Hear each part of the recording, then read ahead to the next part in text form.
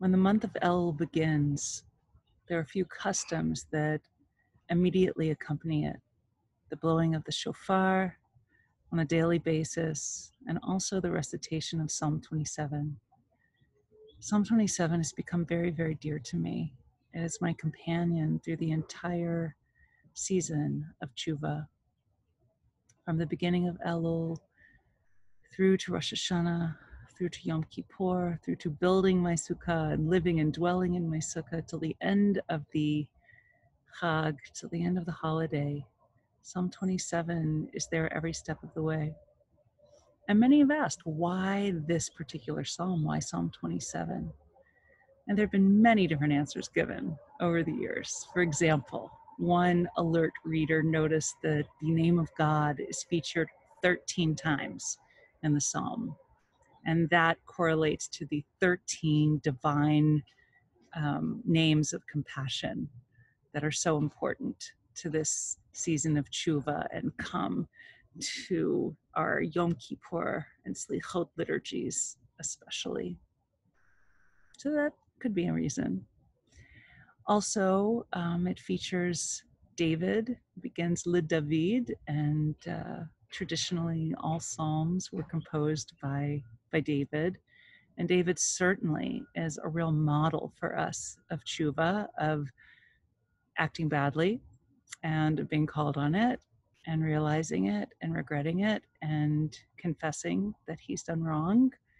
And so maybe part of the reason we read Psalm 27 is to remind us of its author, although the rest of the 149 other psalms could do that in some ways as easily.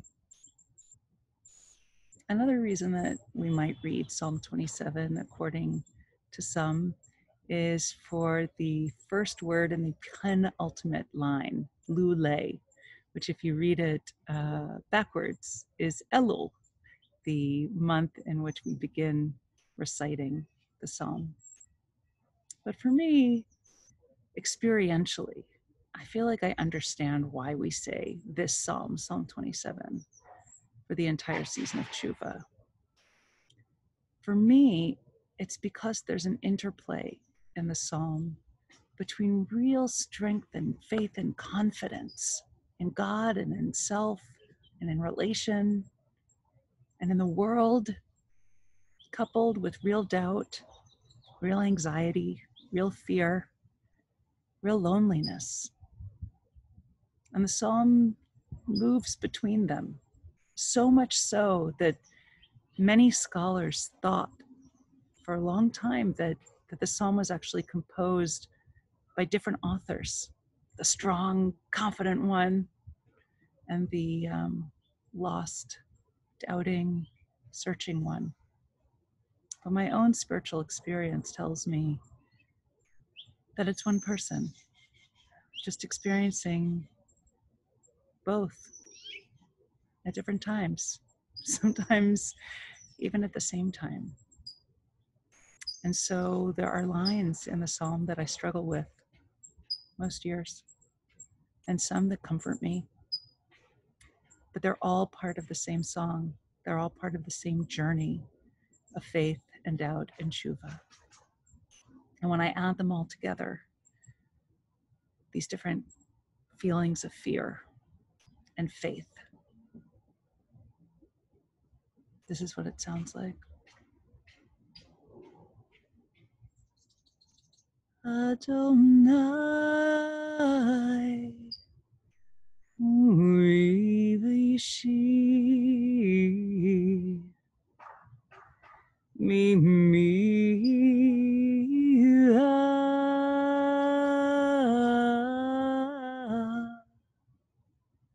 God, my light and my salvation. Who could I fear?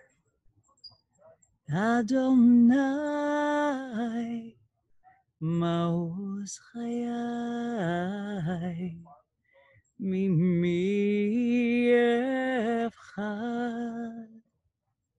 b'karov alai, mereim, lecholet sorry.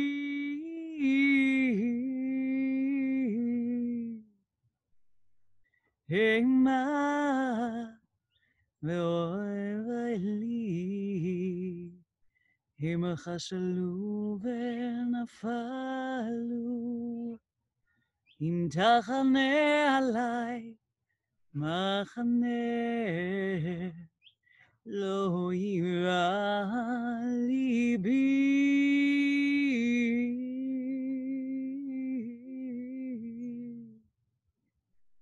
Im takum alai milchama. Bezult ani volteach. Achat sha'alti me'er Adonai. Ota avakeyesh.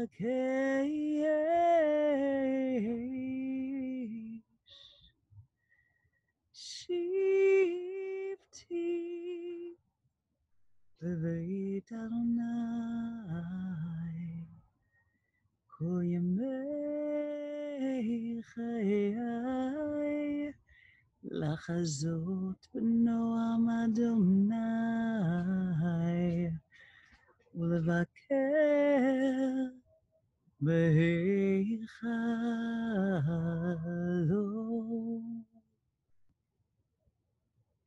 The psalm, traveling the roads of confident trust in God and the world and the self,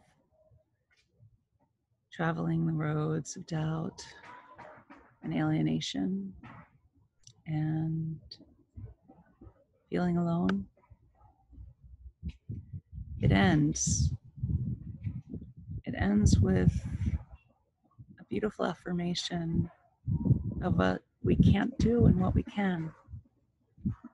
We can't control what's going to happen, but we can hope. Kaveh El Hashem. We can just hope and gather ourselves like mikvah, gather ourselves in hope towards the good, towards the whole.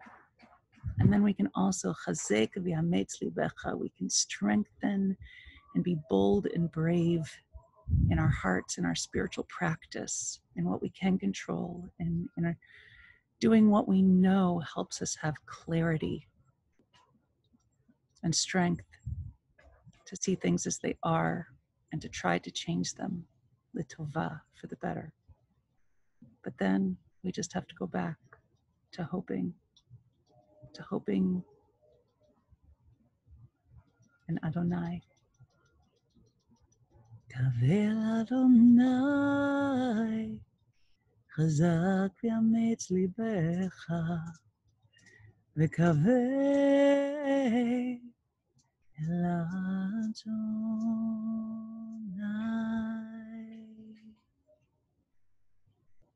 May it be a sweet and meaningful new year, filled with a month of true preparation